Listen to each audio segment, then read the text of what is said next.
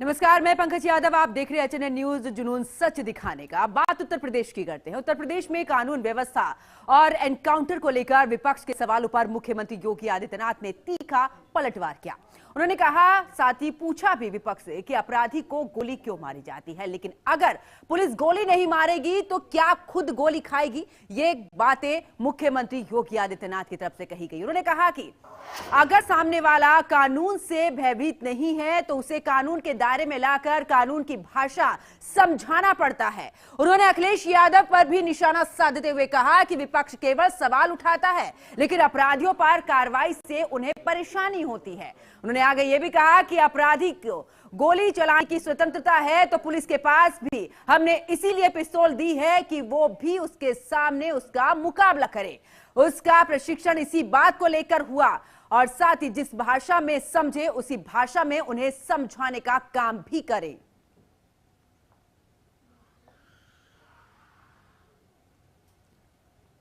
तो ये तमाम बातें मुख्यमंत्री योगी आदित्यनाथ ने कही। उन्होंने जीरो टॉलरेंस की नीति पर भी जवाब देते हुए कहा। साथ ही उन्होंने कानून व्यवस्था को लेकर कहा कि हमने जो पुलिसकर्मियों को पिस्तौल दी है वो सिर्फ दिखावे के लिए नहीं, बल्कि जिस भाषा का इस्तेमाल अपराधी करते हैं उसी भाषा में पुलिसकर्मियों को जवाब देने के लिए ही उन्हें हमने पिस्तौल दी है। और हर एक नागरिक के मन में एक विश्वास भी पैदा करना था। स्वाभाविक रूप से यह हम पिक एंड चूज से नहीं कर सकते थे। हम लोगों ने तय किया जीरो टॉलरेंस फिर सब पे बराबर लागू होगा। अगर अपना व्यक्ति भी गलत करेगा तो उसके लिए भी वही कानून लागू होगा जो एक माफिया और अपराधी के लिए लागू होगा। कोई अपना पराया नहीं होगा। और हम लोगों ने इस मामले में जब कार्रवाई प्रारंभ की, प्रयास तो किया कि कानून के दायरे में रह के करें, लेकिन बहुत बार हुआ है, आप भी इस बात को समझते होंगे भाई, अगर सामने वाला व्यक्ति कानून से भयभीत नहीं है तो फिर उसको कानून के दायरे में ला करके कानून की भाषा समझाना तो फिर तात्कालिक परिस्थिति हो जाती है। बहुत बार लोग टिप्पणी करते हैं कि पुलिस ने गोली क्यों मार दी।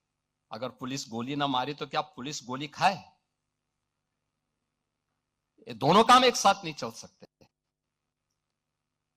अगर उस अपराधी को गोली चलाने की स्वतंत्रता है तो पुलिस के पास भी हमने इसे पिस्तौल दी है कि वह भी उसके सामने उसका मुकाबला करे।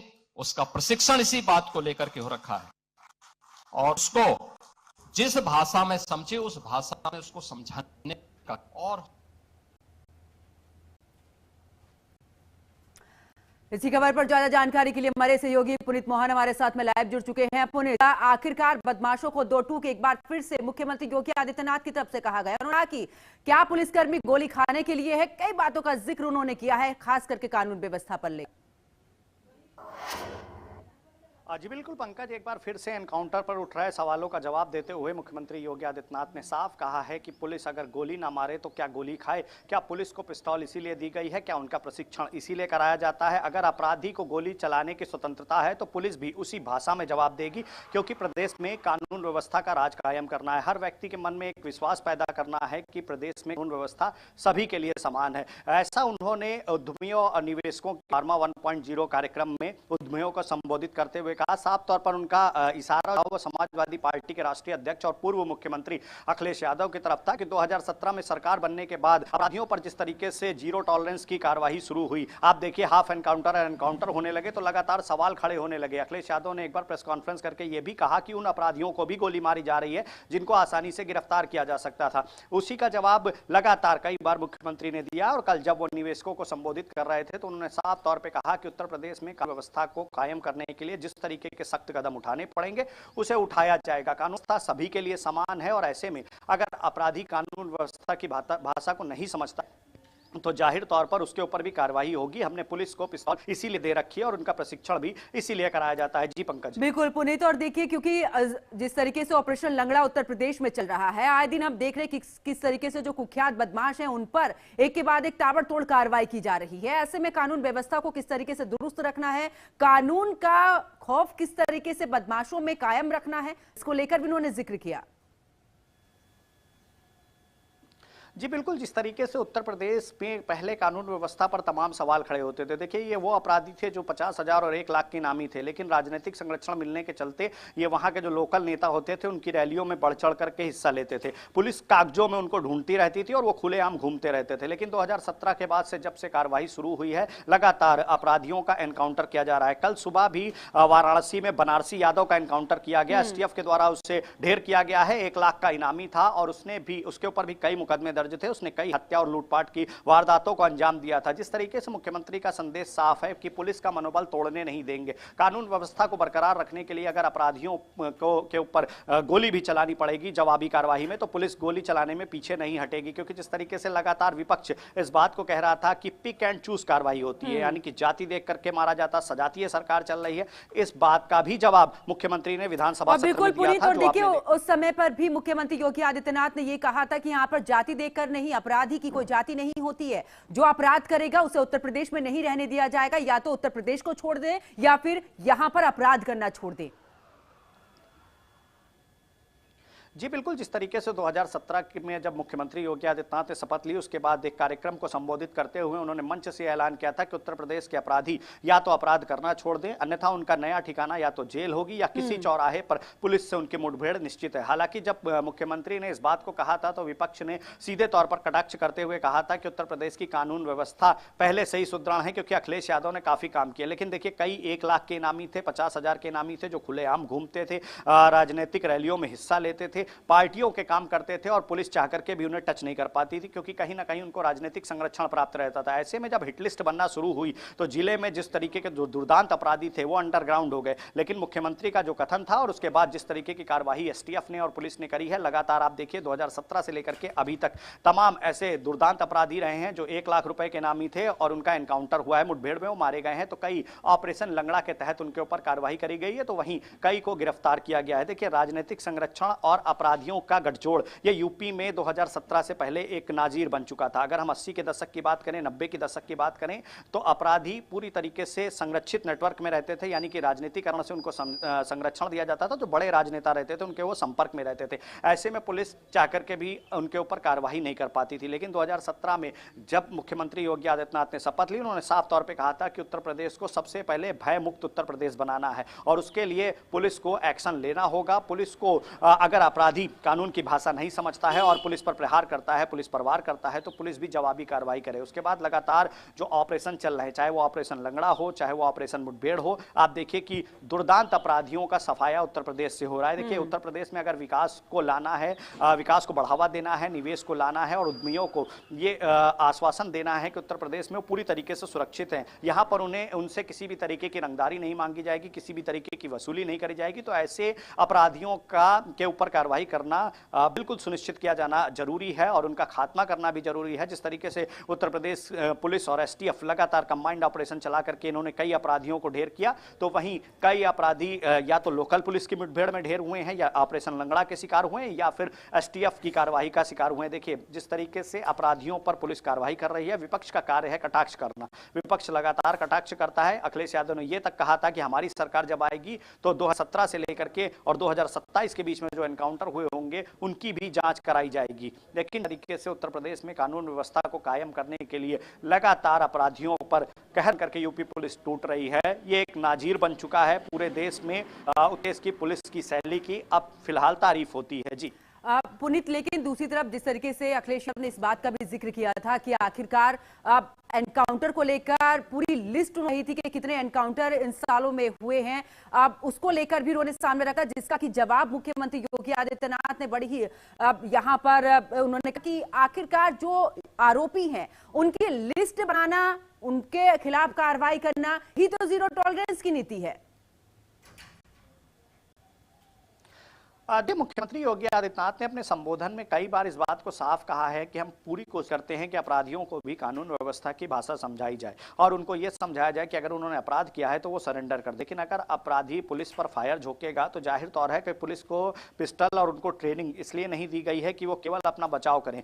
जवाबी कार्रवाई में गोली अपराधी को भी लग सकती है और ऐसी कार्यशैली पर सवाल खड़े करना विपक्ष सीधे तौर पर कहीं ना कहीं अपराधियों को बैकडोर से संरक्षण देना चाहता है। देखिए, जिस तरीके से लगातार समाजवादी पार्टी पर आरोप लगते रहे कि अपराधियों को संरक्षण देने की सरकार रही है। ऐसे में जो बड़े राजनेता रहते थे उनके संपर्क में 1 लाख के नामी, 50,000 के नामी, जिनके ऊपर सैकड़ों लूट, रंगदारी, हत्या, रेप इत्यादि मामले दर्ज होते थे, वो उनके संरक्षण में रहते थे और कहीं ना कहीं जब चुनाव आते थे या अन्य कार्यों के लिए राजनेता उनका उपयोग भी करते थे और संरक्षण मिलने के चलते उनका मनोबल बढ़ता जाता था। लगातार वो रैलियों में नजर आते थे, लेकिन पुलिस की फाइलों में उनको ढूंढा जा रहा था। अब जब 2017 के बाद में कार्रवाई हो रही है तो अखिलेश यादव एनकाउंटर पर, हाफ एनकाउंटर पर एक बार नहीं कई बार प्रेस कॉन्फ्रेंस कर चुके हैं और लगातार ये दावा करते हैं कि सरकार जाति और धर्म देख करके टारगेट करती है, सरकार पिक एंड चूज की कार्रवाई कर रही है। लेकिन आप देखिए कि जो दुर्दांत अपराधी रहे, यूपी में अगर कोई 1 लाख का इनामी हो गया अपराधी, तो जाहिर तौर पर या तो किसी अगले चौराहे पर उसकी मुठभेड़ पुलिस से होनी तय है या फिर वो चुपचाप कोर्ट में सरेंडर कर दे। लेकिन अपराधी अंडरग्राउंड हो जाते हैं, उनको ऐसा लगता है कि समय काट लो,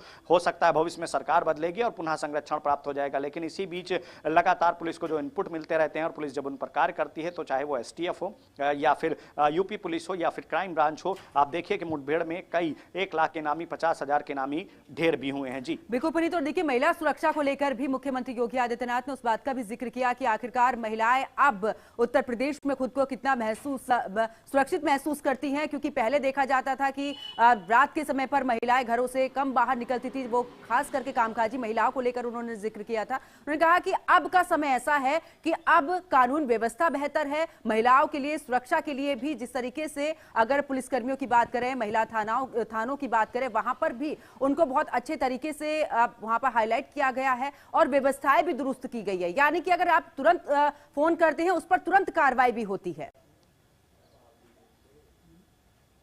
देखिए सीधे तौर पे जिस तरीके से लगातार पुलिस की कार्यशैली में सुधार करने के लिए और पुलिसिंग व्यवस्था को मजबूत करने के लिए आप देखिए लगातार कार्यशाला के भी आयोजन होते हैं। अभी हाल ही में डीजीपी ऑफिस में 2 दिवसीय कार्यशाला थी, जिसमें प्रदेश भर के जो उच्च अधिकारी हैं वो एकत्रित हुए थे, जिसमें ये डिसाइड हुआ कि अब कोई भी अगर फरियादी फरियाद लेकर के थाने पर जाता है तो उसे सर कहकर बुलाया जाएगा, उसे सबसे पहले बैठाया जाएगा, पानी पिलाया जाएगा, क्योंकि फरियादी अगर पुलिस के पास गया है तो मदद मांगने के लिए गया है। ऐसे में वो आवेश में होता है और कहीं ना कहीं सीधे तौर पर इस बात को समझना होगा कि पुलिस की अगर उसके साथ अच्छा व्यवहार करेगी तो उसके मन में पुलिस के लिए एक विश्वास पैदा होगा, कानून व्यवस्था मजबूत होगी। इस बात को समझिए कि लगातार चाहे वो महिला सुरक्षा की बात हो, चाहे वो अपराधियों पर कार्रवाई की बात हो, पुलिस जिस तरीके से ताबड़तोड़ अपराधियों पर कार्रवाई कर रही, तो वहीं दूसरी ओर पुलिस को जनता के मन में कानून व्यवस्था का राज भी स्थापित करना है और उसके लिए पुलिसिंग व्यवस्था को भी सुधारा जा रहा है। आप देखिए कि जिस तरीके से लगातार जिस तरीके से कानून व्यवस्था को लेकर के, महिलाओं की सुरक्षा को लेकर के आप रात में पिकेट देख सकती है 112 की, चाहे वो हाईवे पर हो चाहे वो इंटीरियर पर हो। लगातार इस तरीके के जो कार्यक्रम है ये चलते रहते हैं। इनकी समय समय पर समीक्षा भी होती है, मुख्यमंत्री कार्यालय से भी समीक्षा होती है और ज्यादातर मुख्यमंत्री खुद कानून व्यवस्था की समीक्षा करते हैं और उच्च अधिकारियों को निर्देशित करते हैं कि कानून व्यवस्था में किसी भी तरीके की कोई कमी ना आने पाए। महिलाओं की सुरक्षा को लेकर के साफ तौर पर उनका निर्देश है कि अगर महिलाओं से जुड़ा कोई मामला आता है तो उसको सीरियसली लिया जाए, उस पर क्विक एक्शन लिया जाए, ताकि महिलाओं के मन में भी कानून व्यवस्था का राज स्थापित हो, वो रात में भी आराम से अपने घर जा सकें। और अगर दुर्दांत अपराधी नहीं होंगे तो उनकी छत्र छाया में पलने वाले जो छोटे अपराधी जो महिलाओं पर छीटाकांसी करते थे, लगातार उनसे छेड़छाड़ करते थे, ऐसे अपराधियों का भी मनोबल टूटा है। तो जाहिर तौर पर उत्तर प्रदेश लगातार विकसित प्रदेश बनने की ओर अग्रसर है और उसके लिए कानून व्यवस्था का मजबूत होना काफी जरूरी है, जिस पर लगातार यूपी पुलिस काम कर रही है। जी बिल्कुल पुनीत, और देखिए कई बार हमने वो तस्वीर भी देखी है जब अपराध खुद थाने पहुंचते हैं, सरेंडर करते हैं, ऐसे में उनकी तरफ से कहा जाता है कि अब हम आगे अपराध नहीं करेंगे। कई बार हमने वो तस्वीर भी देखी है जब पुलिस के साथ मुठभेड़ हुई है, उसके बाद वो तौबा करते नजर आते हैं कि अब अपराध नहीं करेंगे, उत्तर प्रदेश में रहेंगे और कुल मिलाकर यहां पर अपराध से बिल्कुल तौबा करते वो नजर आते हैं।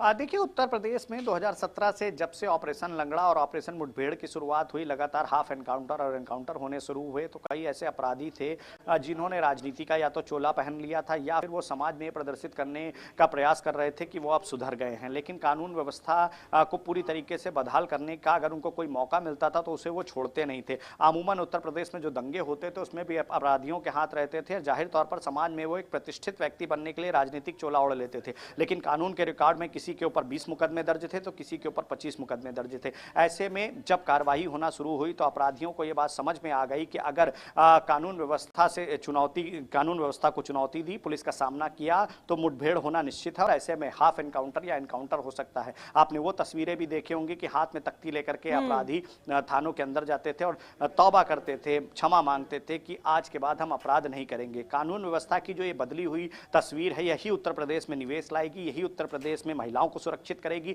यही उत्तर प्रदेश में उद्यमियों को सुरक्षित करेगी। और जिस तरीके से 2047 का विजन लेकर के सरकार चल रही है कि 2047 तक उत्तर प्रदेश को विकसित प्रदेश बनाना है, उसके लिए कानून व्यवस्था को मजबूत करना बेहद जरूरी है। देखिए, सबसे पहले उत्तर प्रदेश में जो रंगदारी थी, यानी कि जो बड़े बिल्डर हैं या बड़े इंफ्रास्ट्रक्चर का काम कर रहे हैं, उनसे वसूली होती थी। कोई 1 लाख का इनामी फोन करता था और आपने देखा कि कई बिल्डरों की, कई उद्यमियों की, कई निवेशकों की हत्या तक हुई। अब ऐसे में जब से पुलिस के पास इस तरीके का अगर कोई मामला पहुंचता है 2017 के बाद में, कोई एक्शन लिया जाता है और ऐसे में अपराधी का जो पूरा नेक्सस है, देखिए अपराधी को जाहिर तौर पर उसके जो गुर्गे होते हैं वही बताते हैं किस तरीके का काम शुरू होने जा रहा है, इनके पास इतना पैसा है, इनसे वसूली करी जा सकती है। इस पूरे नेक्सस को तोड़ने का काम यूपी पुलिस कर रही है, एसटीएफ कर रही है और लगातार ऐसे अपराधियों पर कार्रवाई हो रही है। एक और 1,50,000 के इनामी ढेर हो रहे हैं, तो दूसरी ओर जो उनके गुर्गे हैं, जैसा कि मैंने आपको बताया, जो महिलाओं से छेड़छाड़ करते थे, अवैध वसूली करते थे, दुकानदारों से अवैध साइकिल स्टैंड चलाते थे, ये फिलहाल उत्तर प्रदेश में पूरी तरीके से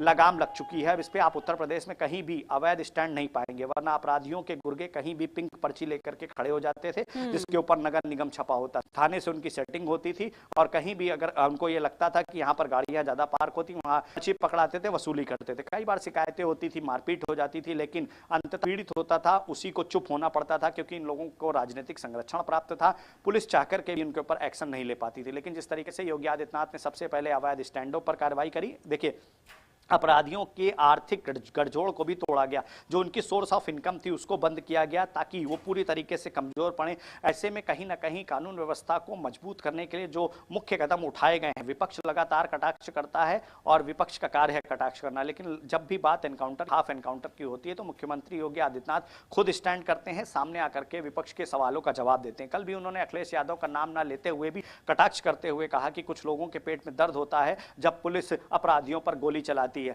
आखिर पुलिस अपराधियों को गोली ना मारे तो क्या गोली खाए। ये सीधा सा इशारा उनका पूर्व मुख्यमंत्री अखिलेश यादव की ओर था। जी बहुत बहुत शुक्रिया पुनीत मोहरा हमारे साथ जुड़ने के लिए, तमाम जानकारी साझा करने के। और इस बुलेटिन में फिलहाल इतना ही। आप देखते रहिए HNN न्यूज़, क्योंकि जुनून सच